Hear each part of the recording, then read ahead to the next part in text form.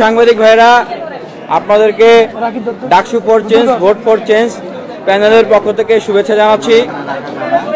ঢাকা বিশ্ববিদ্যালয়ে এখন একটি আমেজ উৎসব বিরাজ করছে, যেই আমেজটার নাম হচ্ছে ডাকসু আমেজ।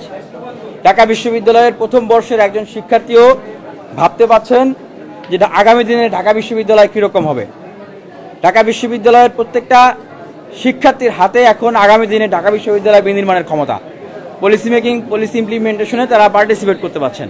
এর চেয়ে ভালো বিউটি অফ ডেমোক্রেসি ঢাকা বিশ্ববিদ্যালয়ে আর হয় না। এটা সম্ভব হয়েছে ডাকসুর কারণে। এবং এই যে আজকে ডাকসু উৎসব বিরাজ করছে, এটার পিছনে অনেক লড়াই সংগ্রাম ফাইট করতে হয়েছে। আমি নিজেও অনশন করেছি, অবস্থান প্রতিবাদ করেছি। বিশ্ববিদ্যালয়ের অধিকারকামী সচেতন শিক্ষার্থীরা সঙ্গ দিয়েছে, সাহস জুগিয়েছে, সমর্থন দিয়েছে।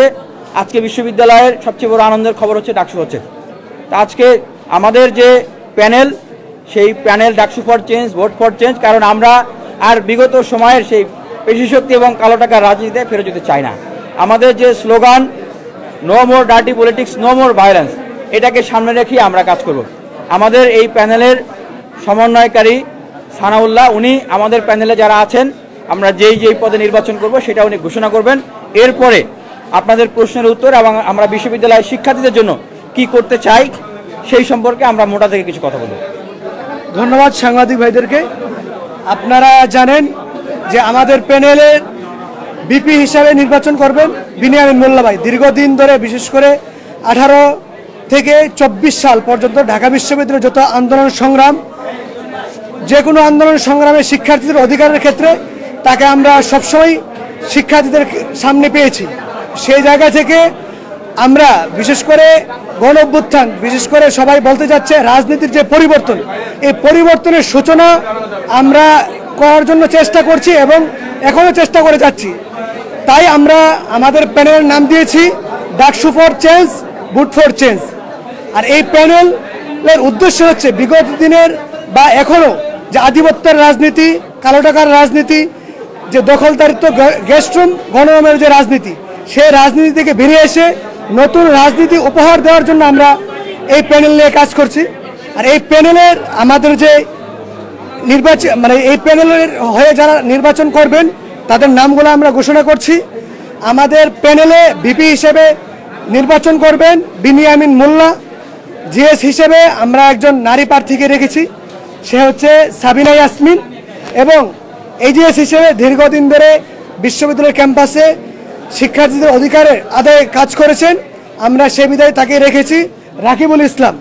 এবং বিজ্ঞান ও প্রযুক্তি সম্পাদক হিসেবে সাকিব খান আমাদের এখানে নির্বাচন করবেন।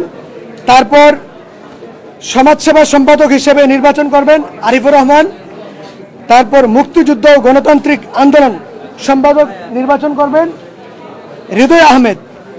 তারপর স্বাস্থ্য ও পরিবেশ সম্পাদক রাকিব হোসেন গাজী নির্বাচন করবেন। তারপর মানবাধিকার ও আইন সম্পাদক আমাদের ইশতিয়াক আহমেদ আমাদের প্যানেল থেকে নির্বাচন করবেন। তারপর কেরিয়ার ও উন্নয়ন সম্পাদক রজব সালার খান শাউন নির্বাচন করবেন। তারপর সদস্য হিসেবে নির্বাচন করবেন রাহাত, তারপর কৌফিক আদির, আব্দুল্লাহ আল নুমান, রাকিবুল আলম রুদ্র, মাহতাব ইসলাম, মুফাসসল হক। এই আমাদের প্যানেল থেকে যারা নির্বাচন করবেন। এরপর জি আচ্ছা, এমিন ভাই কথা বলবেন। আপনাদেরকে ধন্যবাদ। আপনারা অবগত আছেন যে আমাদের যখন থেকে এই বিশ্ববিদ্যালয়ে শিক্ষার্থীদের জন্য কাজ করার ধারাবাহিকতা শুরু হয়, সেই 2018 সালের কোটা সংস্কার আন্দোলন, সেই সময় থেকেই আমরা শিক্ষার্থীদের অধিকার ভিত্তিক আন্দোলন এবং ছাত্র কল্যাণমূলক যে কার্যক্রমগুলো আছে, আমরা প্রত্যেকটার সাথেই আমরা অগ্রভাগে থেকে আমরা কিন্তু নেতৃত্ব দিয়েছি। নিরাপদ সড়ক আন্দোলন, প্রশ্নবাস বিরোধী আন্দোলন, মোদি বিরোধী আন্দোলন অর্থাৎ ভারতীয় আগ্রাসন বিরোধী আন্দোলন, গেস্ট রুম গণরুমের বিরুদ্ধে প্রতিবাদ, শিক্ষার্থীদের আবাসন সংকট নিয়ে যে সমস্যা, সেটার জন্য দীর্ঘদিন থেকে আমরা আন্দোলন করে আসছি। এবং সরকারি চাকরি ব্যবস্থাপনার যে সমস্যা, চাকরির আবেদন ফি কমানো 200 টাকা করা এবং পিএসসি সংস্কারের আন্দোলন এবং সর্বোপরি আপনারা যদি দেখেন যে জুলাই অভ্যুত্থান সেই সময়ের এবং অভ্যুত্থান পরবর্তী সময়ে এই বিশ্ববিদ্যালয়ের যে আন্দোলনগুলো যেটা বললাম যে পিএসসি সংস্কার, চাকরির আবেদন ফি কমানো এবং সর্বশেষ অভ্যুত্থান পরবর্তী সময়ে ঢাকা বিশ্ববিদ্যালয়ের শিক্ষার্থীদের সবচেয়ে বড় যে অধিকার ভিত্তিক আন্দোলন, এই ডাকসুর জন্য যে আন্দোলন, সেই আন্দোলন আমরা ধারাবাহিকভাবে শিক্ষার্থীদের জন্য এই কাজগুলো করেছি এবং ছাত্র কল্যাণমূলক যে কাজ, শিক্ষার্থীদের ভর্তির জন্য সহযোগিতা করা এবং ছেলেদের হল মেয়েদের হলগুলোতে বিভিন্ন ধরনের কার্যক্রম করা, মেয়েদের হলগুলোতে ভেন্ডিং মেশিন আমরা ব্যবস্থা করেছি এবং বিগত সময়ে বর্তমান সময়ে শিক্ষার্থীদেরকে আমরা বিভিন্নভাবে আমরা ছাত্র কল্যাণমূলক কাজের ভিতর দিয়ে সহযোগিতা করে আসছি। তা আমাদের এই যে এই প্যানেলে আমরা ভবিষ্যতে যে কাজগুলো করতে চাই শিক্ষার্থীদের ম্যান্ডেট পেলে, সেই বিষয়ে আমাদের জিএস প্রার্থী সাবিনা ইয়াসমিন এবং এজিএস প্রার্থী রাকিবুল ইসলাম তারা কিছু বলবেন। আসসালামু আলাইকুম, আমি সাবিনা ইয়াসমিন 2018-19 সেশনে শান্তি ও সংঘর্ষ অধ্যয়ন বিভাগের একজন শিক্ষার্থী। তো আমি 2018 সালে যখন কলেজে ছিলাম তখন থেকেই আমি আন্দোলন সংগ্রামের সাথে যুক্ত ছিলাম। নিরাপদ সড়ক আন্দোলনে আমি সরাসরি যুক্ত ছিলাম। তো সেখান থেকেই আমার শিক্ষার্থীদের জন্য কাজ করার যে আগ্রহ আকাঙ্ক্ষা জন্মায়। তো ঢাকা ইউনিভার্সিটিতে আসার পর সেই পরিবেশটা আসলে আমি পাইনি এবং কোনোভাবে কোনো কিছুর সাথে ইনগেজড হইনি আর কি ওইভাবে, কিন্তু আমি আন্দোলন সংগ্রাম চালিয়ে গেছি। হ্যাঁ, আমি যেটা করতে চাই, আমার অগ্রাধিকার সেটা আমাদের ক্যাম্পাসে শিক্ষার্থীদের জন্য যে নিরাপত্তা, সেইটা দেখা যায় আমরা পাই না। বহিরাগতদের যে আসার যে নিয়ন্ত্রণ, সেটা আমরা চাচ্ছি এবং নারী শিক্ষার্থীদের জন্য একটা নিরাপদ ক্যাম্পাস চাই। আমরা দেখা যায় যে আমাদের ক্যাম্পাসে ভবঘুরে, পাগল এগুলো এসে নারী শিক্ষার্থীদের বিভিন্নভাবে হয়রানির শিকার হতে হয় সেটার জন্য। তো এইটা কিভাবে নির্মূল করা যায় এবং আবাসন সংকট, নারী শিক্ষার্থীদের জন্য আবাসন সংকটটা খুবই গুরুত্বপূর্ণ। দেখা যায় একদম রিমোট এলাকা থেকে যে আমাদের নারী শিক্ষার্থীরা আসে, তারা দেখা যায় ঢাকার অলিগলিটা পর্যন্ত চিনে না। সেইখানে তাদের জন্য অনেক চ্যালেঞ্জিং হয়ে যায় যে বাইরে একটা বাসা খুঁজে নিয়ে তারপর সেখানে অবস্থান করাটা খুব টাফ হয়ে যায়। আমি মনে করি যে এসে তাদের যদি আবাসনটা হয়, যেমন আমরা সবচেয়ে বেশি অগ্রাধিকার দিব যে on student, on bed, on table, এইটার জন্য। তো আমি নিজেও যখন রোকেয়া হলে উঠি তখন আমি এক্সটেনশন বিল্ডিংয়ে অবস্থান করেছি। আমি ওখানে 8 মাসের মতো ছিলাম। তো আমাকে সিঙ্গেল বেডে ওইখানে ডাবলিং করতে হয়েছে। দেখা গেছে আমি, এটা যদিও দুঃখজনক কথা, দেখা গেছে আমি 2-3 দিন পরেও গেছি ওইখান থেকে। তো এইটা যে কতটা দুঃখজনক সেটা একটা ফার্স্ট ইয়ার সেকেন্ড ইয়ার স্টুডেন্টরাই বুঝতে পারে।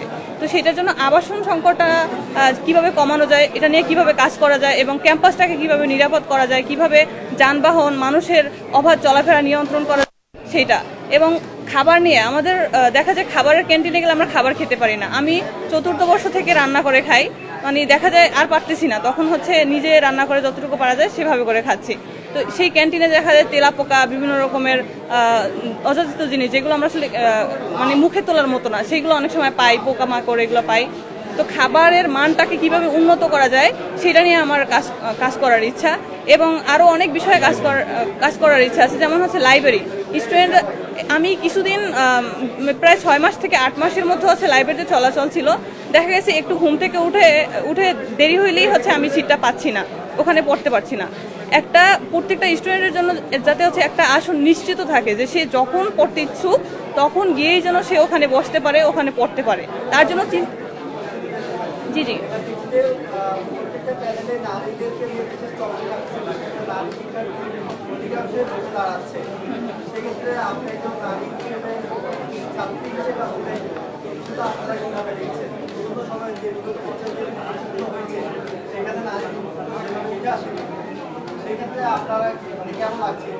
এটা তো অবশ্যই ভালো লাগবে। আমি একজন নারী হিসাবে তো আমি তো অবশ্যই চাবো যে নারীদের প্রতিনিধিত্ব নারীরাই করুক, কারণ আমরা নারী হয়ে যেটা কাছ থেকে দেখতে পারি, উপলব্ধি করতে পারি, সেটা কিন্তু একটা পুরুষ মানুষ দেখে না, হয়তো দেখে কিন্তু ফিলটা ওইভাবে করতে পারে না। আমি একটা নারী হিসেবে কাছ থেকে যেভাবে দেখবো, যেমন আমি একটা যদি উদাহরণ দিয়ে বলতে চাই, রিসেন্টলি আমার রুমমেটের পরীক্ষা ছিল, কিন্তু ও ল্যাপটপ নিয়ে কাজ করতেছিল না, ওর বেডমেটেরও পরীক্ষা, ওরও পরীক্ষা। তো ওর জন্য ঘুমাইতে কষ্ট, তারপর হচ্ছে এটা হচ্ছে আমরা যখন কাছ থেকে ফিল করি সেটা কিন্তু ছেলেরা বুঝবে না। সেটার জন্যই আসলে আমার প্যানেল আমাদের হচ্ছে ডিসকাশনের মাধ্যমে হচ্ছে আমাকে এত গুরুত্বপূর্ণ পদে আর কি নির্বাচিত করা হয়েছে প্রার্থী হিসাবে। তো আমি মনে করি এটা খুবই প্রশংসনীয় উদ্যোগ। আমি দেখছি আমার অনেক বান্ধবীরাও দাঁড়াচ্ছে সেন্ট্রালে এবং হল সংসদে, এটা আমার খুবই ভালো লাগছে। আমি মনে করি এটা সুন্দর পরিবেশের কারণে সম্ভব হয়েছে, এটা জুলাই আন্দোলনের কারণে সম্ভব হয়েছে। এবং জুলাই আন্দোলনে নারীদের ভূমিকা, রোকেয়া হলের ভূমিকা, সেটা আপনারা সবাই জানেন সাংবাদিক ভাই বোনেরা। তো সেই জায়গা থেকে আমি মনে করি নারীরা যদি সামনে এগিয়ে আসে, নারীদের নিরাপত্তা ক্যাম্পাসে এবং নারীদের যে অধিকার সেটা অবশ্যই অগ্রাধিকার পাবে। এই বলে আমার বক্তব্য শেষ করছি আমি।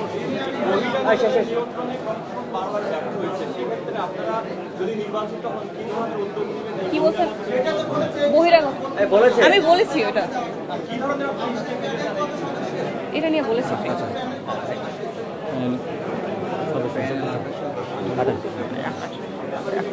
আচ্ছা, আমাদের প্যানেলে আমরা কয়েকটা পদ এখনো খালি আছে, যেগুলো আমাদের কৌশলগত আলোচনা চলছে আর কি। আর বাকি লিস্ট আমরা আপনাদের কাছে দিয়ে দেবো আর কি। আর আপনাদের কোনো প্রশ্ন থাকলে আমাদেরকে জিজ্ঞেস করুন।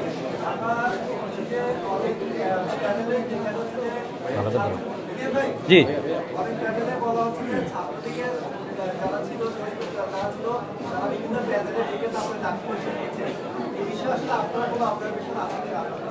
দেখুন আমাদের অবজারভেশন সুস্পষ্ট। ঢাকা বিশ্ববিদ্যালয়ের বিগত 6 থেকে 7 বছর এই সময়টাতে সবচেয়ে বেশি ছাত্রলীগের যারা মার খেয়েছে তারা হলাম আমরা। এবং আমি নিজেও ছাত্রলীগের অসংখ্যবার মার খেয়েছি। আমি 8 বার ছাত্রলীগের হামলার শিকার হয়েছি, ছাত্রলীগ আওয়ামী লীগের 4 বার গ্রেপ্তার হয়েছি, 2 বার 6 মাস 7 মাস জেল কেটেছি, সলিটারি কনফাইনমেন্টে আমি জেল কেটেছি। মোদি বিরোধী আন্দোলনের সময় জাতীয় নির্বাচনের আগে ফেসিবাদ বিরোধী ছাত্র ঐক্যের ঘোষণা দিয়ে 12টা মামলা ছিল আমার নামে। এবং সেই জায়গায় আমার অবস্থানটা অবশ্যই দৃঢ় থাকবে। এই ডাকসু নির্বাচন যেন কোনোভাবেই আবার ছাত্রলীগের পুনরুত্থানের বা পুনর্জীবনের কোনো প্রক্রিয়া বা মাধ্যমে এটা না হয়ে ওঠে। সেখানে আমার অবস্থান যেটা, সেটা হচ্ছে যে বিগত সময়ে যারা গুরুতর অপরাধ করেছে, ফৌজদারি অপরাধ করেছে, আমরা তো সেই অভিযোগগুলো তাদেরকে দিয়েছি। SM হলের যে ঘটনা ছিল 2019 সালের ডাকসু, আমরা তো সেই সময় ভিকটিম, আমি নিজেই সেইখানে ভিকটিম হয়েছি। আমরা অনেকেই সেখানে ভিকটিম হয়েছি, সাক্ষী, আমি নিজেই সাক্ষী। সেখানে নুরুল হক নূর, তৎকালীন ডাকসুর ভিপি, নূর ভাইকে সেখানে মবের ভিতরে ঢুকিয়ে কিলানো হয়েছে, গুজানো হয়েছে। আক্তারকে কিলানো হয়েছে, গুজানো হয়েছে, তার পিঠে লাথি মারা হয়েছে। বেনজির আপুকে সেখানে তার পেটে লাথি মারা হয়েছে। তো এগুলো তো অবাস্তব না, এগুলো তো নাই হয়ে যায় না। সেই সময় যে আমরা অভিযোগ দিয়েছিলাম, আজকে 6 বছর হয়ে গেছে, বিশ্ববিদ্যালয় প্রশাসন কেন সেই অভিযোগগুলোর বিচার করতে পারলো না? আমি আজকে প্রধান নির্বাচন কমিশনার জসিমউদ্দিন স্যার, ওনার সাথে আমি কথা বলেছি। তো উনি বলতেছিলেন যে ওনাদের নামে তো কোনো মামলা নেই, কোনো অভিযোগ নেই। এটা ওনার কথাটা আসলে কোনোভাবেই গ্রহণযোগ্য না, অগ্রহণযোগ্য। কারণ ওনাদের নামে আমরা 19 সালে অভিযোগ দিয়েছি, সেই অভিযোগের বিচার বিশ্ববিদ্যালয় করে নাই। উনি বলতেছিলেন যে সেই কাগজপত্র তো প্রশাসন তো নাই। এখন সেই প্রশাসন আছে কি নাই সেটা তো আমার দেখার বিষয় না। প্রশাসন তো আছে, বিশ্ববিদ্যালয় তো আছে। বিশ্ববিদ্যালয় যদি মনে করে যে তাদের ডকুমেন্টসের ঘাটতি আছে, তারা অবশ্যই সেই সময় যারা অভিযোগ করেছেন তাদেরকে ডাকবেন, সেই সময় যারা ছিলেন তাদেরকে ডাকবেন, তাদের কাছ থেকে শুনবেন, ঘটনার বাস্তবতা বিচার করবেন এবং সেটা যদি প্রমাণিত হয় অবশ্যই শাস্তির আওতায় নিয়ে আসবেন। তবে আমি একজন মানুষ হিসেবে যেটা মনে করি,